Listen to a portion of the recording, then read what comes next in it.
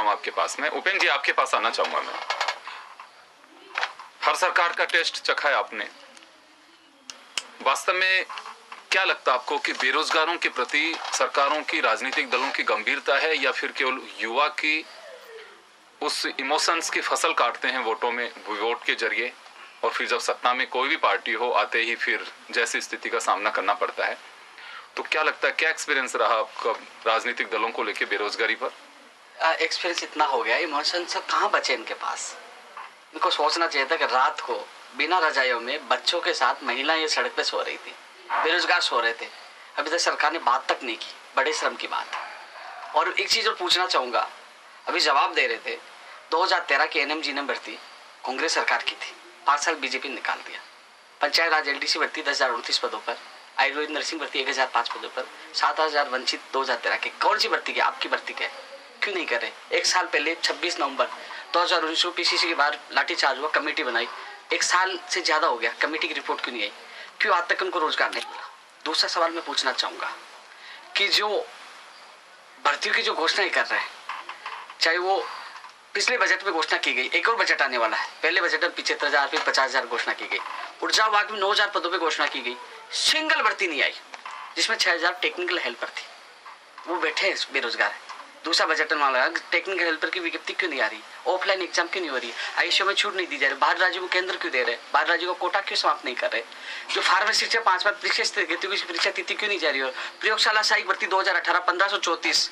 मुझे शर्म आनी चाहिए सिस्टम पर, गुस्सा आता है। जिन लोगों ने कोरोना योद्धा थे, पीपी किट पहन कर उन्होंने प्रदेश की सेवा की, आज 1534 पदों पर वो भटक रहे हैं उनको ज्वाइनिंग के लिए।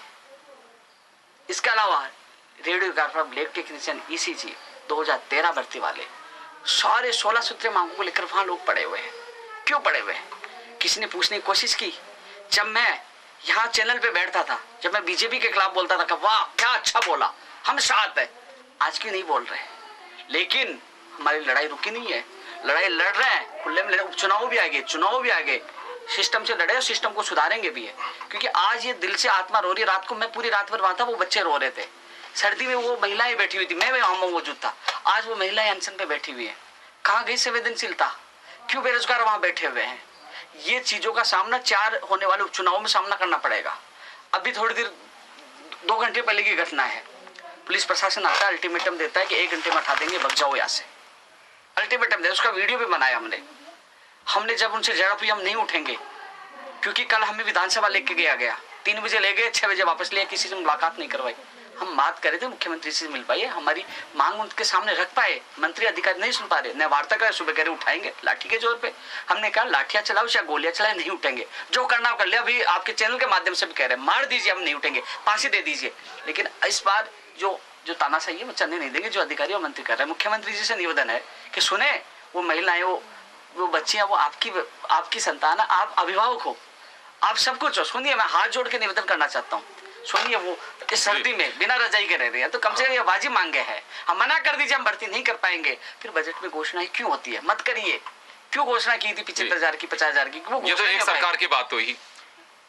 बीजेपी की स्थिति जानना चाहेंगे हम कि बीजेपी के वक्त, अभी जैसे कल भी विधानसभा 1 दिन पहले की मैं बात बता रहा हूँ, तो कुछ लोगों ने कहा कि देखिए कैसे बैठे हुए हैं लोग। तो ये हमदर्दी विपक्ष में होते हैं जब होती है, कि सहानुभूति उस वक्त भी रहती है जब सत्ता में होते हैं? सहानुभूति वाली बात होती है, लट क्यों खाते? आपके सामने यहाँ डिबेट में आते थे, कितने लट खाए, कितनी बार जेल गए। हम लड़ाई किसी सरकार से, माननीय मुख्यमंत्री अशोक गहलोत जी से नहीं है, वसुंधरा राजे से नहीं, तमाम नेताओं से नहीं, हमारी लड़ाई सिस्टम में सुधार से है।